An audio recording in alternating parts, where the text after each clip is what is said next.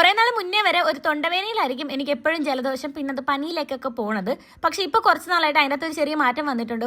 ആദ്യത്തെ സിഗ്നൽ എന്ന രീതിയിൽ ഒരു തുമ്മൽ അങ്ങോട്ട് വരും. ആ ഒരു തുമ്മൽ ഒരു പ്രത്യേക തരം തുമ്മലാണ്. അത് വരുമ്പോഴത്തേക്ക് ഉറപ്പിച്ചോണം എനിക്കിനി ജലദോഷമാണ് ഇനി അടുത്താവാൻ വേണ്ടിയിട്ട് പോണേന്നും.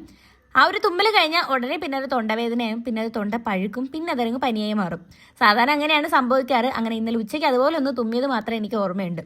ഇപ്പം ഇത് ജലദോഷമായി മാറിയിട്ടുണ്ട്. രാത്രി ഭയങ്കര തൊണ്ടവേദനയായിരുന്നു കേട്ടോ. എനിക്ക് തൊണ്ടവേദന വരുന്നതേ എനിക്ക് ദേഷ്യമാണ്.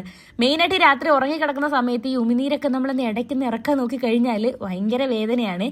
അങ്ങനെ ഇന്നലെ മൊത്തം അതായിരുന്നു. പിന്നെ അത് ഇപ്പോഴത്തേക്ക് കുറച്ച് പനിയും ആയിട്ടുണ്ട് കേട്ടോ. അതുകൊണ്ടാണ് മുഖമൊക്കെ വല്ലാതിരിക്കുന്നത്. അങ്ങനെ ഇടയ്ക്കിടയ്ക്ക് ഇങ്ങനെ ചൂടുവെള്ളം കുടിക്കുന്നുണ്ട്. ആ തൊണ്ടവേദന മാറാൻ വേണ്ടിയിട്ടാണ്. ഉപ്പുവെള്ളം കൊള്ളാറുണ്ട്.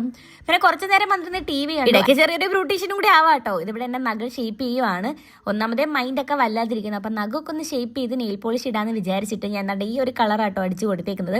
ഇതൊരു കളറുള്ളൊരു ഗ്ലിറ്റർ നെയിൽ പോളിഷാണ്. എനിക്ക് ഒരുപാട് ഇഷ്ടപ്പെട്ടു. വെള്ളമൊക്കെ കുടിച്ചപ്പോഴത്തേക്ക് ചെറിയൊരു ആശ്വാസമുണ്ട്. അപ്പോൾ എന്തായാലും നമുക്ക് പനിയൊക്കെ മാറിയിട്ട് നാളെ കാണാം കേട്ടോ.